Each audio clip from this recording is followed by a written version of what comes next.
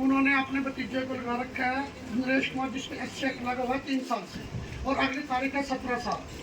और दूसरा जो उप प्रधान है राजेंद्र बुरा, उन्होंने अपने भांजे को लगाया जो समिति क्रिमस गांव से 60 किलोमीटर की दूरी पे है।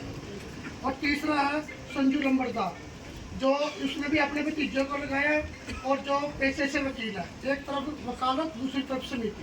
मुझे ध्यान है मैंने इसमें शायद इसको इंक्वायरी के डीआरओ को बोला था, और इसके साथ बोला था मुझे पूरे फैक्ट्स उसके और इसके साथ सर एक गुड़िया जो 1 साल से काम कर रही है, या तो उसको लगाना नहीं था, ट्रेनिंग भी देने वाले आप, कराने वाले भी का काम करवाने वाले भी आप। रिपोर्ट ले लो तो मैंने कहा था मुझे डीआरओ को, मुझे ध्यान है इसको डीआर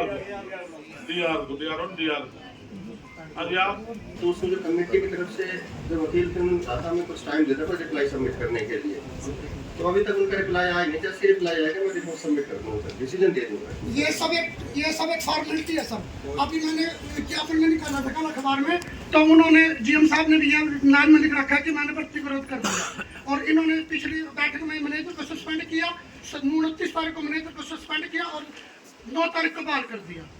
इसका मतलब खाना पूर्ति है, बस यहाँ पे कुछ कागज पे लिख के देते हैं, हमने ये कर दिया वो कर दिया, कार्रवाई कोई नहीं। तीसरी तारीख देते जिन्होंने मेरे को तारीख पे तारीख सर 2 तारीख सिर्फ, 2 तारीख से 16 तारीख तक सही समय नहीं दिया, हमारे बिना रिप्लाई के डिसीजन दे दिया। तो आपके कोर्ट में चले जाएंगे, फाइनल डिसीजन आ जाएगा, तुम्हारे पक्ष में जाएगा।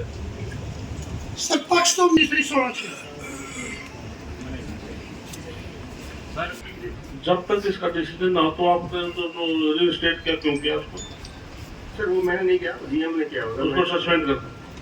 और इस लड़की का कसूर क्या है? जब तक इसका डिसीजन होता दोबारा सस्पेंड करो उसको। जी सर अभी आज ही करवा देंगे, आज ही सस्पेंड करो दोबारा। और क्योंकि ये भी एक कोर्ट है, कोई डिपार्टमेंट का हेड है जो प्राइस सुनता है, ये भी एक कोर्ट है। तो वकील जब इनके सामने हियरिंग में आए हैं, उन्हें टाइम आ गया है रिप्लाई का, तो देना पड़ेगा। जब लिखित में को दे गए एफिडेविट हो, तो इसलिए मेरे को ये लास्ट टाइम है बस आपका, इसके बाद मैं टाइम दे दूंगा, ये लास्ट टाइम दे रहा हूँ मैं, और उसको दोबारा सस्पेंड कर रहा हूँ। सर हमारे गांव की 3-4 गांव की साझा शिकायत है, ये किरमत से हैं, अमथीरा से हैं, ये खरिंडवा से हैं।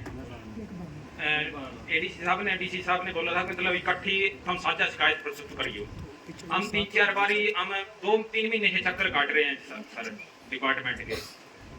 यहाँ 2.5 साल से डीआर साहब के सामने मामला पेंडिंग है अथीरा सोसाइटी का सर। अब नहीं रहेगा जो ये ट्रेन के लिए एफआईआर के लिए बोला था, और चिंता ना करो, जब कहते टाइम एक बार लास्ट टाइम दे रहा हूँ। 29/4 को भी थी और 29/5 को भी मेरी हमारी 29/4 को भी आपने आदेश दिए थे जी। 29/4 दूसरे से अलग से दो, तुम क्या बोले? नहीं सर ने बोला था कि हम इकट्ठे प्रस्तुत हो एक ही शिकायत में। अलग से सुनता, अलग से लिख दो, आप क्या आदेश दिए हैं जी? अलग से दरखास्त दो तब सुनूंगा। तो डिसाइड दो दे रखी है जी, ये रही सामने सारे बैग भरे पड़े जी दरखास्तां का। नहीं पूरा का पूरा बैग भर जी आगे। अरे बात सुनो, मैं जो कन्वेंशन मेरे पास है, मैं क्यों इसका डिस्कस सुनूंगा, आप दो, मैं आपका दर्ज कर लेता हूँ अलग से। सर हमको आश्वासन दिया बीसी साहब ने, फिर